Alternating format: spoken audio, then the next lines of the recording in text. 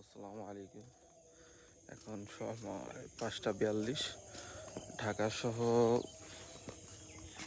দেশের অধিকাংশ মানুষ এই সময়টাতে ঘুমে একটু ব্যস্ত এবং ওদের কাছে ঘুমের একটা পারফেক্ট সময়। তো এরকমই একটা ঘটনা ঘটছে আমার এক সিনিয়র ভাইয়ের সাথে। সে একটা মেয়ের সাথে তার ওই যে আপনার যেটা বলেন, আপনার যেটা রিলেশন বলেন, ইসলাম এটাকে জিনা বলে। তো ওরকম জিনার একটা সম্পর্ক ছিল।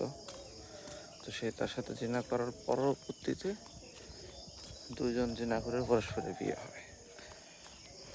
তা ওই যে মহিলাটা যার সাথে সে তো সে ঘুম থেকে উঠতে ধরেন 8টা-10টার দিক।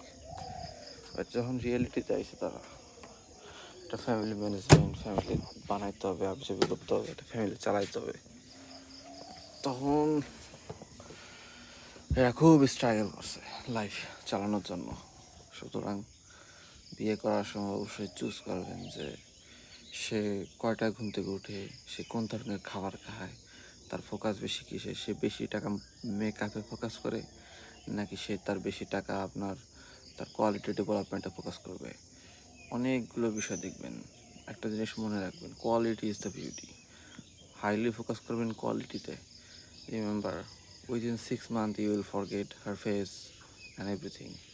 After the 6 months, if something is remain, that is only her skill.